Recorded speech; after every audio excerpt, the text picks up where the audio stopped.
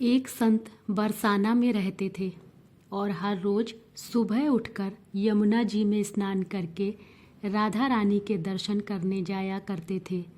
यह नियम हर रोज का था।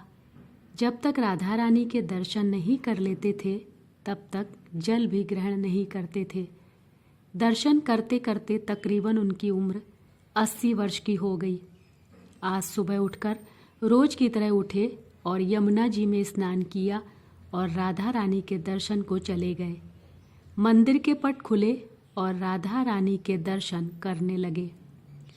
दर्शन करते करते संत के मन में भाव आया कि मुझे राधा रानी के दर्शन करते करते आज 80 वर्ष हो गए, लेकिन मैंने आज तक राधा रानी को कोई भी वस्त्र नहीं चढ़ाया।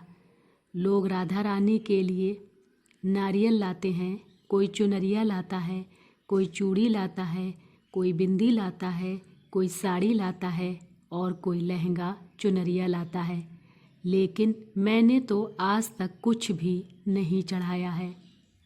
यह विचार संत जी के मन में आया कि जब सभी मेरी राधा रानी के लिए कुछ ना कुछ लाते हैं तो मैं भी अपनी राधा रानी के लिए कुछ ना कुछ लेकर जरूर आऊँगा, लेकिन क्या लाऊं जिससे मेरी राधा रानी खुश हो जाएं।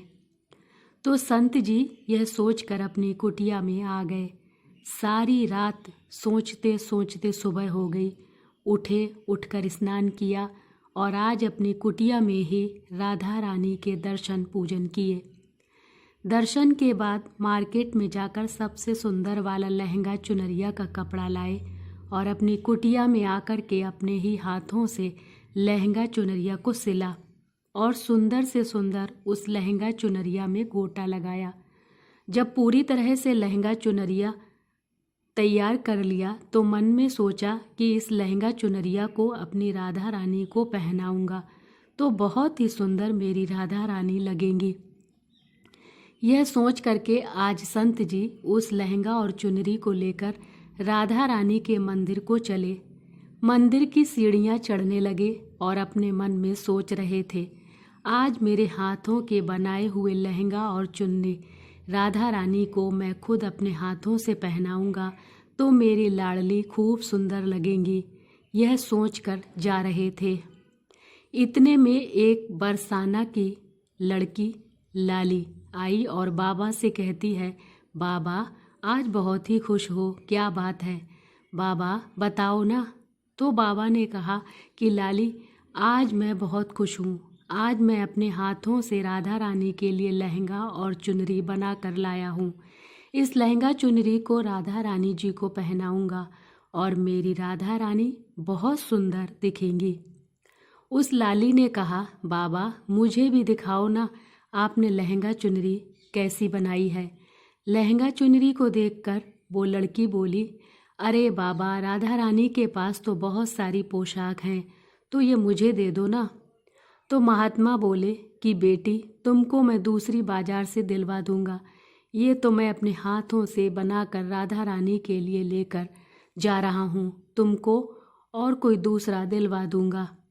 लेकिन उस छोटी सी बालिका ने उस महात्मा का दुपट्टा पकड़ लिया, बाबा ये मुझे दे दो। पर संत भी जिद करने लगे कि दूसरी दिलवाऊंगा, ये नहीं दूंगा। लेकिन वो बच्ची भी इतनी तेज थी कि संत के हाथ से छुड़ाकर लहंगा चुनरी को छीन कर भाग गई। अब तो बाबा को बहुत ही दुख हुआ। बोले, मैंने आज तक राधा रानी को कुछ नहीं चढ़ाया, लेकिन जब लेकर आया तो लाली लेकर भाग गई। मेरा तो जीवन ही खराब है, अब क्या करूँगा। इस तरह से मन में सोच रहे थे। यह सोचकर संत उन्हीं सीढ़ियों में बैठ करके रोने लगे। इतने में कुछ संत वहाँ आए और पूछा, क्या बात है बाबा, आप क्यों रो रहे हो। तो बाबा ने उन संतों को पूरी बात बताई। संतों ने बाबा को समझाया और कहा कि आप दुखी मत हो, कल दूसरी लहंगा चुनरी बना के राधा रानी को पहना देना। चलो राधा रानी के दर्शन कर लेते हैं। इस प्रकार संतों ने बाबा को समझाया और राधा रानी के दर्शन को लेकर चले गए। रोना तो बंद हुआ, लेकिन मन खराब था, क्योंकि कामना पूरी नहीं हुई। न इसलिए तो अनमने मन से राधा रानी का दर्शन करने संत जा रहे थे और मन में ये सोच रहे थे कि मुझे लगता है कि किशोरी जी की इच्छा नहीं थी। शायद राधा रानी मेरे हाथों से बनी पोशाक पहनना ही नहीं चाहती थी। ऐसा सोचकर बड़े दुखी होकर जा रहे थे। मंदिर जाकर राधा रानी के पट खुलने का इंतजार करने लगे।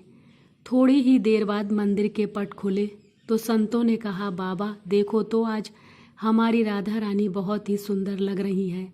संतों की बात सुनकर के जैसे ही बाबा ने अपना सिर उठा करके देखा तो जो लहंगा चुनरिया बाबा ने अपने हाथों से बना कर लाए थे वही आज राधा रानी ने पहना था। बाबा बहुत ही खुश हो गए और राधा रानी से कहा, हे राधा रानी, आपको इतना भी सब्र नहीं रहा कि आप मेरे हाथों से मंदिर की सीढ़ियों से ही लेकर भाग गईं। ऐसा क्यों?